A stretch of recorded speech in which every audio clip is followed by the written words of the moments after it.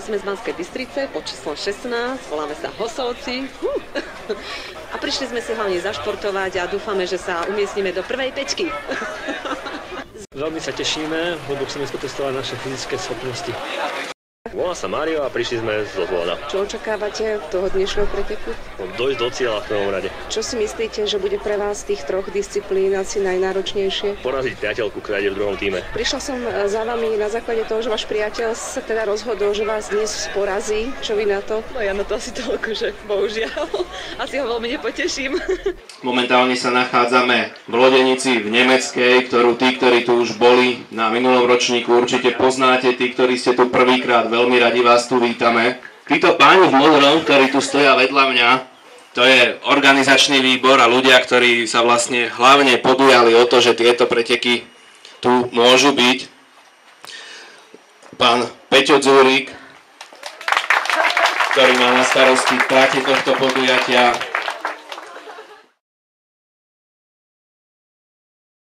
Pán Karol Zaremba, hlavný rozhodca.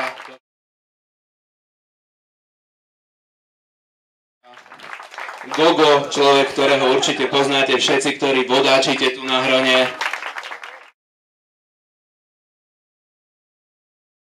A pán Miro Ševčík, ktorý je riaditeľom týchto pretekov.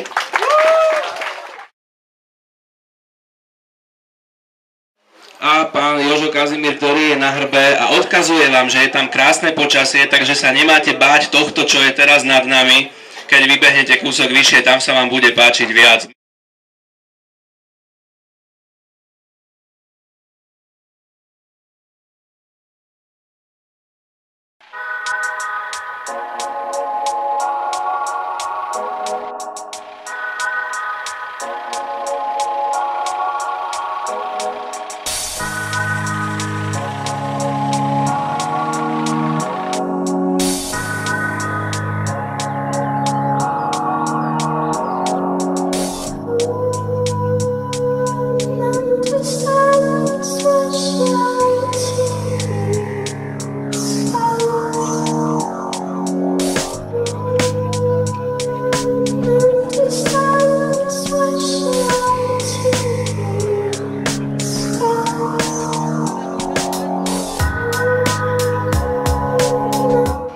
Krásne počasie, bez randy, volal som s chalanmi, je tam modrá obloha, plechovica, svieti svetlo, slnko.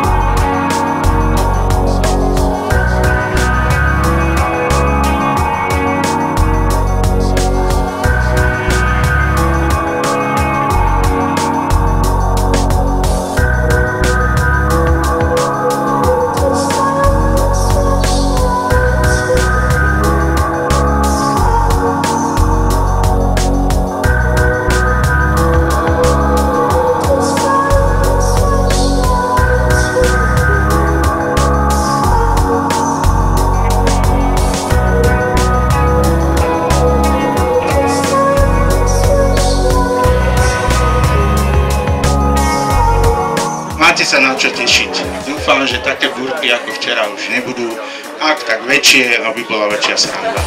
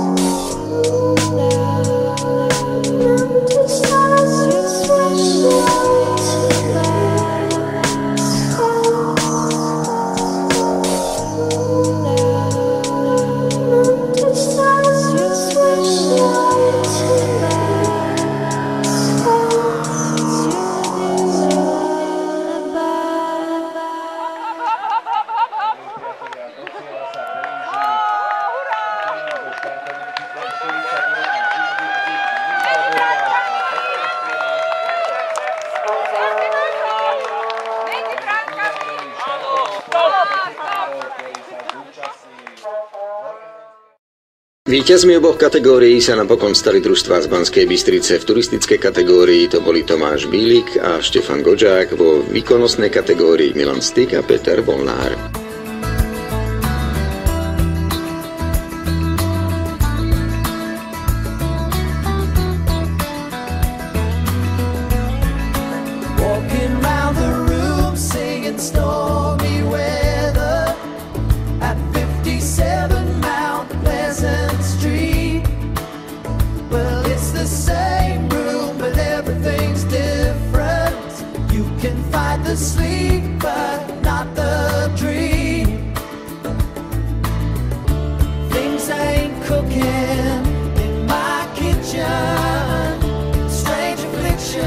Wash your